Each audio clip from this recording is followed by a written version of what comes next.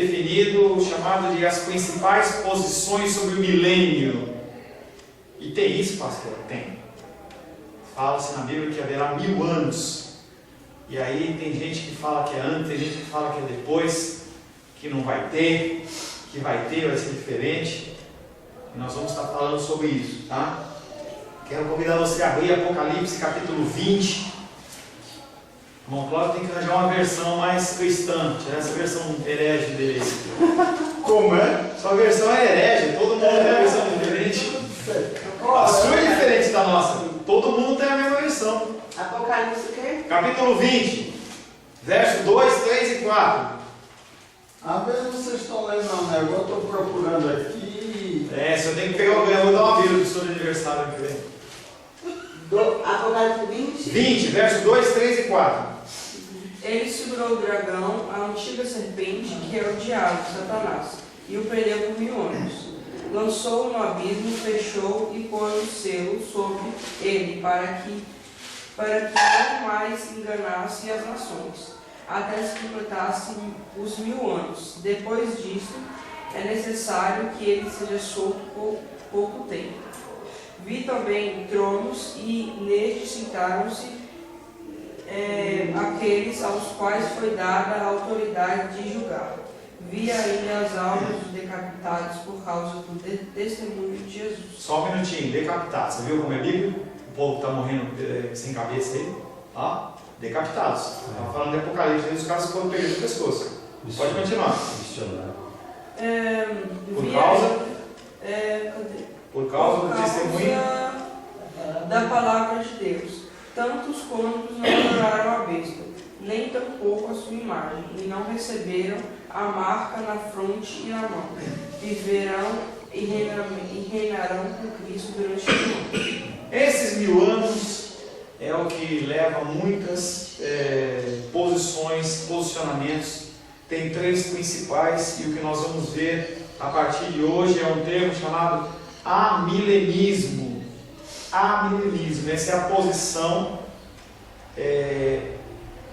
dentro dos teólogos que estudam esse tema como a mais viável, mais concreta, a mais real, e pode ser bem diferente daquilo que você acredita, do que você já ouviu. A palavra escatologia quer dizer estudo das últimas coisas. Mas precisamos reconhecer que, sob a ótica dos escritores do Novo Testamento, os últimos dias. Quando começaram os últimos dias? Nós já falamos sobre isso. Quando começaram os últimos dias, Naldinho? Lembra? Quando começaram os últimos dias?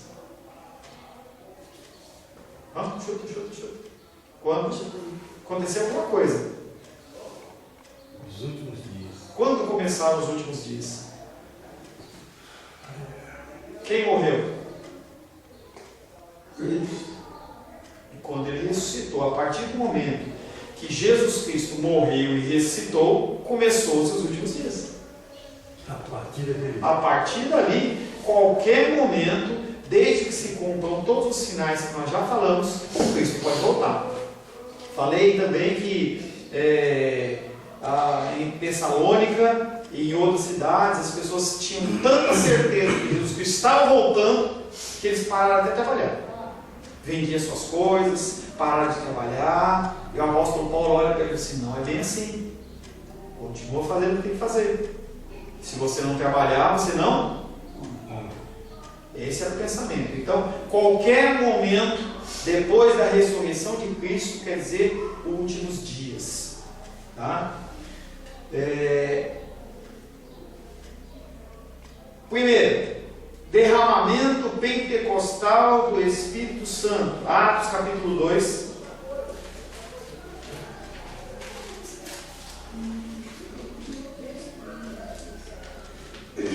Atos capítulo 2, versos 16 a 21. Atos? Capítulo 2, versos 16 a 21. Pode ler? Pode. Sebastião lê, eu sei. É 2 o quê? Deixa o pai ler, cara. Não, vai acompanhar. Pode ler. 2, 16 a 21. Ele vai ler outro. Vai lá, Sebastião. 16 a 21. Mas o que ocorre é o que foi dito por intermédio do profeta Joel. Acontecerá nos últimos dias, diz o Senhor, que derramarei do meu espírito sobre toda a carne. Vossos filhos e vossas filhas profetizarão, vossos jovens terão visões, e sonharão vossos velhos, até sobre os meus servos e sobre as minhas servas. Derramarei do meu espírito. Naqueles dias profetizarão, mostrarei prodígio em cima, no céu, e sinais embaixo da terra, na terra, sangue, fogo e vapor de fumaça. O sol se converterá em trevas e a lua em sangue, antes que venha o grande e glorioso dia do Senhor. Amém. Então você vê que esse texto de Atos está falando sobre o derramamento do Espírito Santo em Pentecostes. Tudo bem? Tudo bem. Isso veio de onde? Esse texto? Lá do profeta Joel. Abre aí, Gabriel. Joel capítulo 2, verso 28. Capítulo 2, verso 28 a 32. Joel. Tem Joel na Bíblia. Oséias, Joel. Ele foi engraçado, Joel. Amós. Ele não sabia que existia Joel. Não sei. O meu não veio. 10. Se não achou, bem. Não, peraí. Peraí. Foi em casa hoje. Aqui, ó.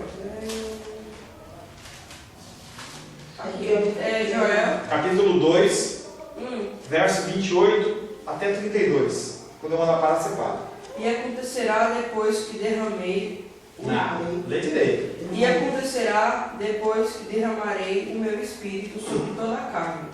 Vossos filhos e vossas filhas profetizarão, vossos velhos sonharão e vossos jovens terão visões. Até sobre os servos e sobre as servas derramarei o meu espírito naqueles dias.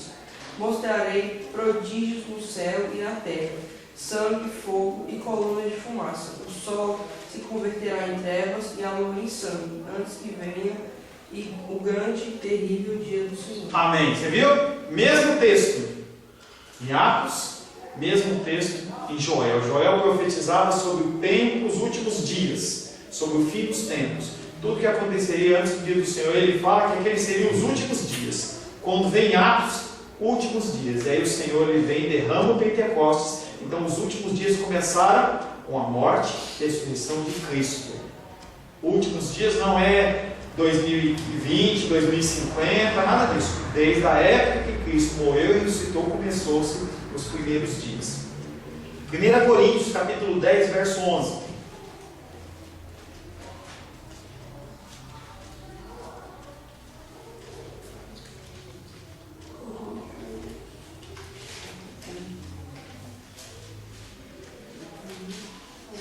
Dez, 11. 10, 11, pode ler. Coríntios. 1 Coríntios 10, 11. Pode ler. Ora, tudo isso me sobreveio como figuras e estava escrita para aviso nosso, para quem já se chegar, quem são chegados os fins dos séculos. Aí vem falando, primeiramente o versículo de Atos falou sobre os últimos dias. Agora ele muda de últimos dias para o fim dos tempos. É a mesma coisa. Mesma coisa. Tá? Hebreus capítulo 1, verso 1 e 2. Hebreus capítulo 1, verso 1 e 2.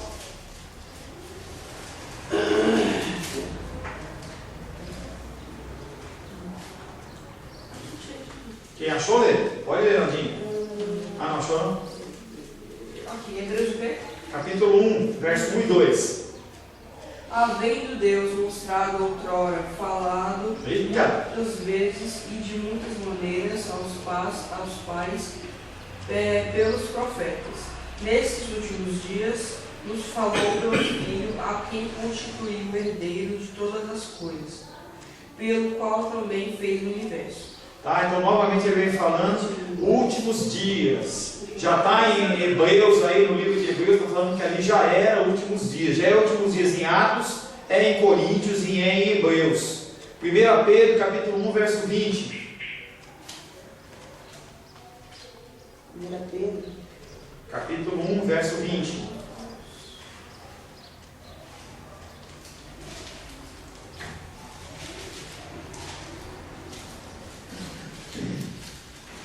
Pedro.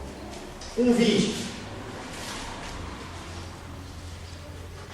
Conhecido com efeito antes da fundação do mundo, porém manifestado no fim dos tempos por amor de vós. Então está falando novamente aí a manifestação no fim dos tempos por amor de vós e morte e ressurreição de Cristo.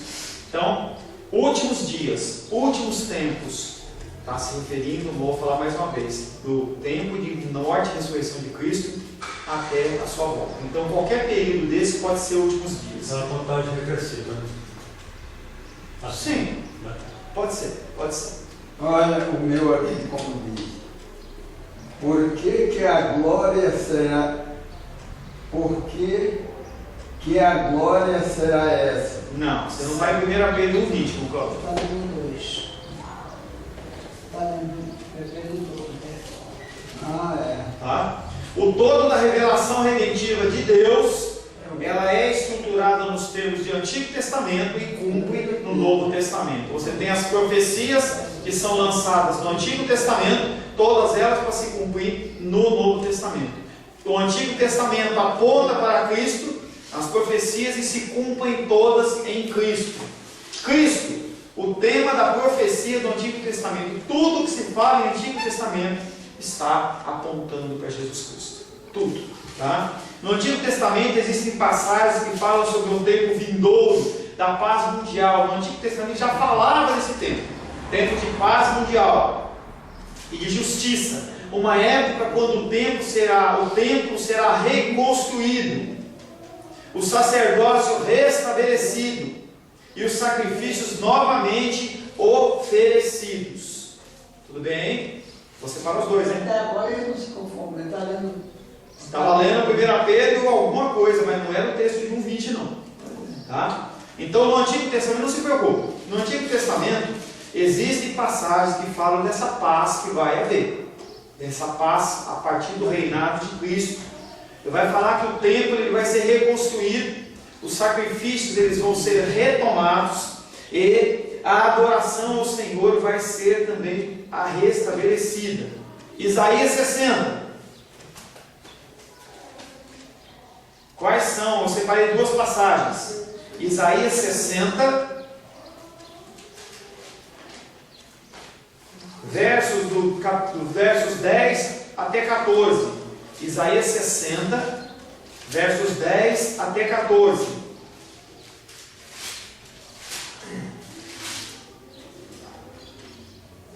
Estrangeiros edificarão os teus muros, e os seus reis te servirão. Porque no meu furor te castiguei, mas na minha graça tive misericórdia de ti. As tuas portas estarão abertas de contínuo, nem de dia e nem de noite se fecharão, para que te sejam trazidas riquezas das nações e conduzidos com elas os seus bens. Porque a nação e o reino que não te servirem perecerão. Sim, essas nações serão de todos assoladas. Agora do Líbano virá a ti o cipreste, o limério e o bruxo juntamente para adornarem o lugar do meu santuário, e farei glorioso o lugar dos meus pés. Então essa passagem de Isaías ela fala de um tempo futuro em que vai haver reconstrução do templo. E aí nós vamos estar vendo, será que esse templo é um templo físico ou não é um templo físico? Mais um texto, Ezequiel 37, 24 a 28. Ezequiel 37, versos de 24 a 28. Ezequiel 4, 37, de 24 a 28.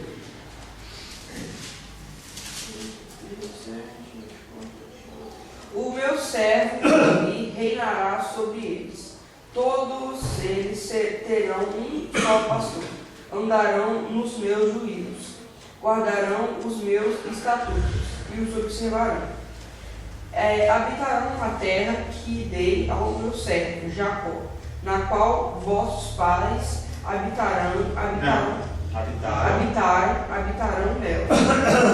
Eles e seus filhos e os filhos de seus filhos para sempre, e Davi, meu servo, será seu príncipe eternamente. Farei com eles aliança de paz, e será aliança perpétua.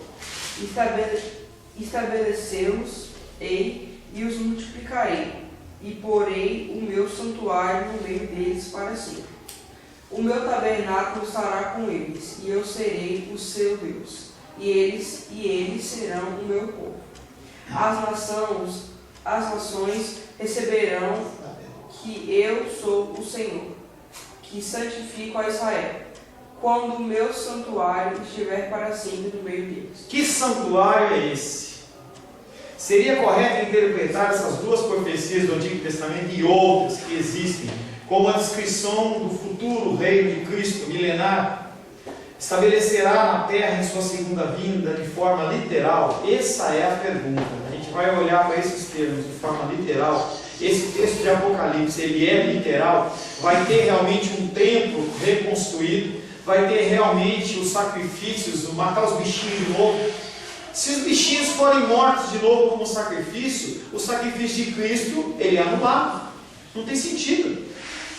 Ele está falando de algo aqui que é muito mais do que uma coisa física. Quando Jesus Cristo morreu e ressuscitou, quem passou a ser o templo do Espírito Santo? Quem? Claudinha? O ser humano. Aqueles que aceitam o Senhor como Senhor e Salvador, aqueles que crerem e forem batizados, eles passam a ser tabernáculo do Senhor. À medida que lemos o Novo Testamento, entendemos que os profetas do Antigo Testamento falaram das glórias do tempo messiânico, tempo da vinda do Senhor Jesus. Aquela era inaugurada por Cristo, na qual a igreja vive hoje. Os aspectos centrais dessas bênçãos são os conceitos do povo de Israel, da terra de Canaã, da cidade de Jerusalém, dos templos, dos sacrifícios e do trono de Davi. Quando você vai explicar uma coisa para alguém que a pessoa não conhece, você usa palavras que ela conhece ou que ela não conhece? Que conhece. Então, quando você vai explicar algo para alguém e a pessoa não entende ou não conhece daquilo que você está falando, você tenta simplificar ao máximo, usando palavras que são corriqueiras, para que as pessoas ouçam e entendam ou façam comparações. É o caso, por exemplo, de Ezequiel, quando ele tem a visão dos querubins, aqueles bichos tudo estranhos, com 6 asas, não sei quantos pés, não sei quantas cabeças. Ele olhou aquilo e ele não conseguiu explicar, porque era um negócio muito estranho na primeira visão que ele teve. Quando ele dá a segunda visão dentro do livro de Ezequiel, ele já fala de uma maneira mais simples. Jesus Cristo, quando fala das coisas espirituais, ele usa parábolas, falando das coisas naturais. Ele fala de semente, ele fala de animal, ele fala do templo, que eram coisas que as pessoas entendiam. Então, quando os profetas eles falam desse reino vindouro, eles têm que usar figuras, não coisas literais, e sim figuras para que as pessoas entendam o que era a bênção para o povo de Israel. O templo reconstruído, os sacrifícios novamente, o povo dominando, havendo adoração ao Senhor. É uma forma comum quando desejamos descrever a um amigo que algo que ele não experimentou ainda. Para comunicar ao povo de Deus que vivia sob a antiga aliança, qual que era a antiga aliança? A aliança de Moisés. A primeira aliança que foi feita foi a aliança de Moisés. Tá? Deus derramaria as bênçãos sobre o povo, sobre a visão da nova aliança. Ele usa essas imagens do templo, sacrifício, sacerdote, que eram coisas que eles conheciam. O verdadeiro Israel. Quem é o Israel de Deus? Israel de Deus? Quem é o verdadeiro Israel de Deus? Jesus Cristo. Que alimento que era dado ao povo de Israel no deserto? Maná. Mas quem é o verdadeiro pão que desceu do céu? Jesus. A água que eles bebiam no deserto, ela manava do chão, da rocha. Mas quem é a fonte de águas vivas?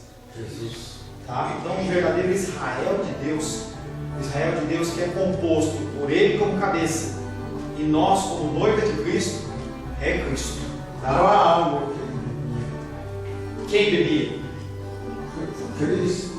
Água normal. Não, estou falando. Nossa, eu estou perguntando. Não, eu falei que o povo de Israel no deserto, eles bebiam água da fonte, eles bebiam água das pedras, mas a verdadeira fonte é Cristo. O que foi? Não, porque por causa do som, cara, eu ia fechar a porta, mas eu estava saindo. Tá? Então, Jesus Cristo, ele é a fonte. Tanto quando ele encontra a mulher samaritana no poço, lembra que ele fala? Se você vier a mim, você nunca mais terá sede, porque eu sou a fonte de águas vivas. Ele é o servo sofredor do Senhor e Ele é o próprio Deus. Isaías capítulo 42, versos de 1 a 7. Isaías 42, versos de 1 a 7.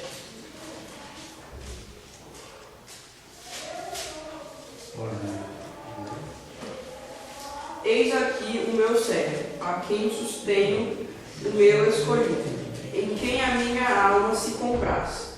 Pus sobre ele o meu espírito, e ele promulgará o direito para os gentios. Não clamará, nem gritará, nem fará ouvir a sua voz na praça.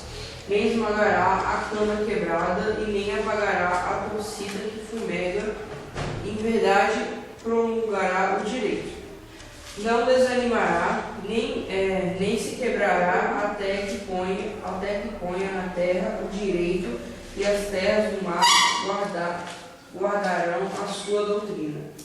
Assim diz Deus, o Senhor, que criou os céus e os estendeu, formou a terra e a tudo quanto produz, que dá fôlego de vida, e o povo que dá fôlego de vida ao povo que nela está o Espírito, e o Espírito aos que andam nela. Eu, o Senhor, te clamei em justiça. Não, eu, Senhor, te chamei em justiça. Tomarei pela mão. Não, tomar-te-ei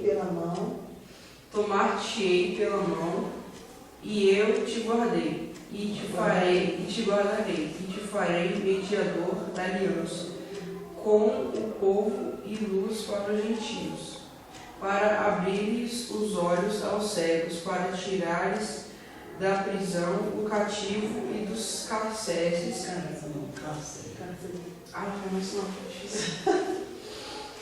Para abrir os olhos aos cegos, para tirar da prisão o cativo e do cárcere, os que jazem em trevas. de quem esse texto está falando?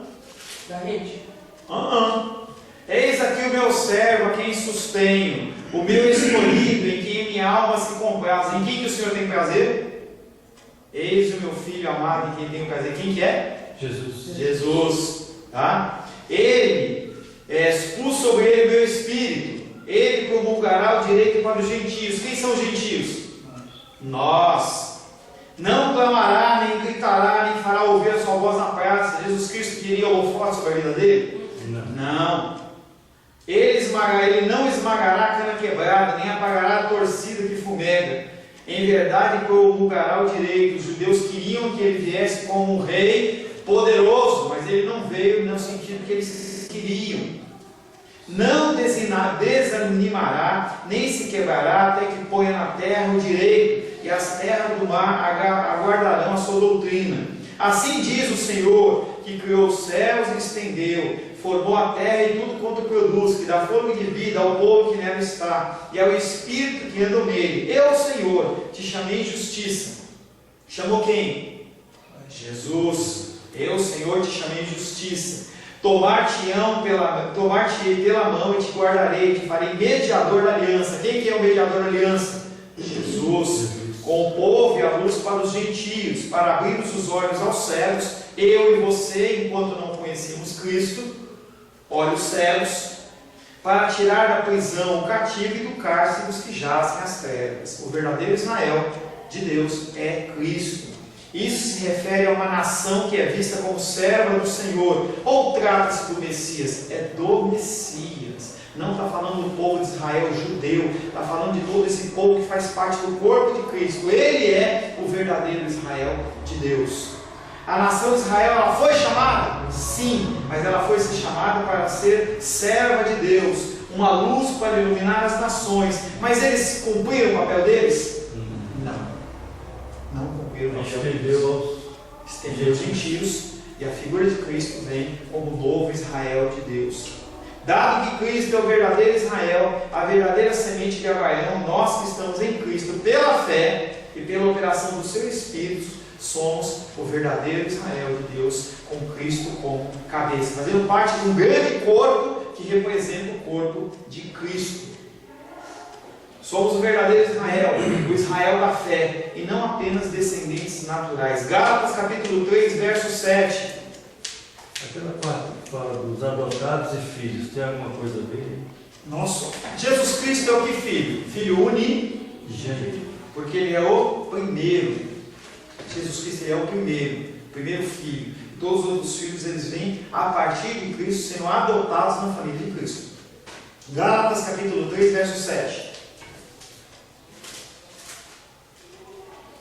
Sabeis, pois, que os da fé e que os são filhos.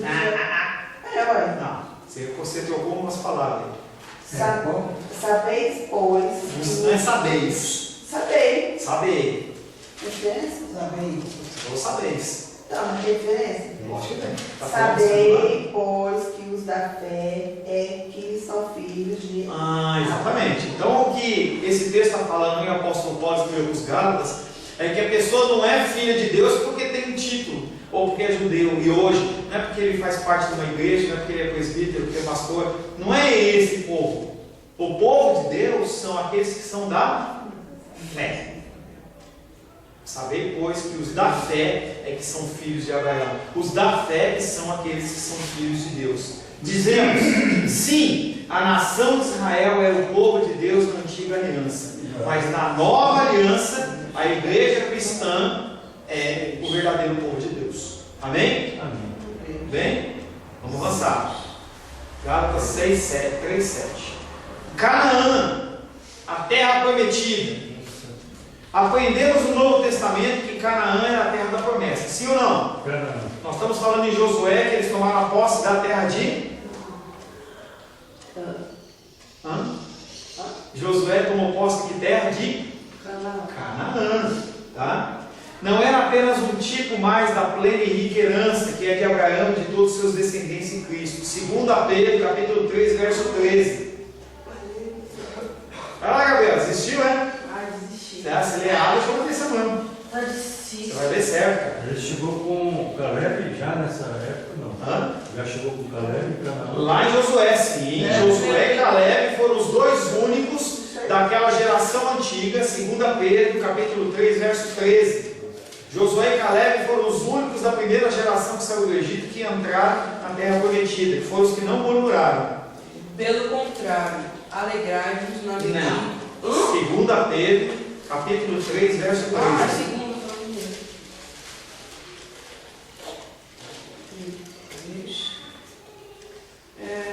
Aqui. 2 Pedro, primeiro. Capítulo 3, verso 13. Tá devagar hoje. É o frio. Não tem. Pode falar. Verso 3. Não tem, acho que tem. Nós, porém, segundo a sua promessa, esperamos novos céus e nova terra, nos quais habita a justiça. Nós esperamos novos céus e nova terra, a nova Canaã. Mas será que a gente vai sair aqui do Brasil e nós vamos morar lá em Israel? Tem muita gente saindo do Brasil e indo para Israel, sabe? Isso não é só para passear. Mora. Tem muito pastor que, em vez de ficar onde Deus plantou, eles vão para Israel como se fosse uma revelação, viver um tempo espiritual. Gente, não existe isso mais. Com certeza eu nunca fui. Mas as pessoas que foram, inclusive o pastor Jonas, falecido, ele disse que quando passava sobre o Egito, ou parava no Egito, ele sentia cheiro de morte, um negócio estranho. Porque o Egito representa a morte. E quando falava de entrar em Israel, parece que é um ar diferente. Eu até creio que possa ter esse tipo de coisa. Mas o mesmo Deus que age aqui no Brasil, ele age lá em Israel. Não tem que você mudar, as pessoas estão mudando para Israel. Como se fosse algo que nem o povo aqui daquelas, onde tem disco voador. Onde que é, Sebastião? Estrutural. Não, estrutural. Aquelas cidades aí que tem... Varginha, de Varginha. Não, tem umas cidades aí que tem, os caras vão procurar os negócios turísticos aqui perto, gente. Pirinópolis. Pirinópolis e outras cidades. Os caras vão para Chapada dos Veadeiros para ver os extraterrestres, Chapada, lugares para procurar, lugares especiais. Gente, a gente não tem isso não, gente. Isso é misticismo. Pô, deve ser ótimo visitar Israel. Eu gostaria de um dia a gente fazer uma caravana. Vamos todo mundo para Israel. Eu brinco com a minha tia e falo assim, tia, vamos subir o Monte Sinai. Tadinha da minha tia, né? Subir o Monte Sinai. São 5 horas de caminhada em terreno. O cara começa às 2 horas da manhã. Chega, sai de casa 2 horas da manhã no escuro, para chegar lá em cima, por volta das 11 horas da manhã, um calorzão torando para ele poder voltar e chegar aqui durante o dia. Tá, mas eu espero que a gente possa algum dia fazer uma visita para Israel. Deve ser interessante você andar, deve ser emocionante você entrar num lugar onde Cristo morreu e foi um negócio, deve ser uma coisa emocionante. Mas não tem misticismo, entendeu? A terra de Canaã prometida, para nós cristãos, ela é uma terra espiritual, em que nós vamos tomar posse quando da vinda do Senhor Jesus.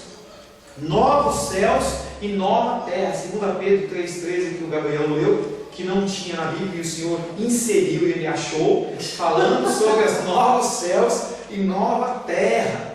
Aguardamos o lar divino, uma nova raça de homens e mulheres em Cristo Jesus. Romanos capítulo 4, verso 13. Romanos 4, verso 13, eu vou ler para ser mais rápido, nós estamos encerrando. Não foi por intermédio da lei que Abraão ou a sua descendência coube a promessa de ser herdeiro do mundo, e sim mediante a justiça da fé. Está falando novamente que não são o povo de Israel, mas é todos aqueles que creem em Cristo pela fé. Essa passagem fala do que é celestial, espiritual, divino. Mas isso não nos deve levar à contestação que a herança de Abraão não seja também terrena. Vai ter uma herança terrena. E como tal, ela não é prometida a Abraão e seus descendentes por 1000 anos apenas. Essa promessa do Senhor é uma promessa eterna. Imagina uma promessa que você recebe em herança um apartamento. Você recebe um apartamento em herança, olha, mas você só pode viver 3 anos. Que herança é essa? Provisória. Não existe herança provisória. A herança ela é eterna. Então, o que nós vamos viver nos novos céus e nova terra vai ser uma coisa eterna, não só 1000 anos. Isaías, Pedro, João falam dessa herança em termos de um novo céu e uma nova terra. O futuro lar de Cristo e de seu povo será tanto um reino terreno como um reino celestial. O amilenismo, que é o que nós estamos vendo, reconhece que realmente o novo céu e a nova terra será terreno, mas também será eterna. Essa terra vai ser transformada, ela vai ser conformada ao estado original, como era no Jardim do Éden, em que o Senhor fez e falou: tudo é bom. Os seres que vão aqui viver serão seres transformados. Os corpos corruptíveis eles vão ser incorruptíveis. Não vai haver mais pecado. A abrangência da realização redentiva de Cristo era tão completa e perfeita que o ambiente humano, para o ambiente humano como para os corpos seres humanos, tudo isso aqui vai ficar de uma forma perfeita. A natureza geme aguardando a volta de Deus. Então o verdadeiro Israel é Cristo, ou o corpo de Cristo. Canaã, a terra prometida, da mesma maneira que o povo de Israel tomou posse de uma terra prometida, nós, como povo de Deus, quando viermos com Cristo, nós vamos tomar posse dessa terra, em nome de Jesus. Mas vai ser uma terra transformada e restaurada. Semana que vem a gente vai estar falando sobre essa cidade de Jerusalém. Será que essa cidade precisa ser reconstruída?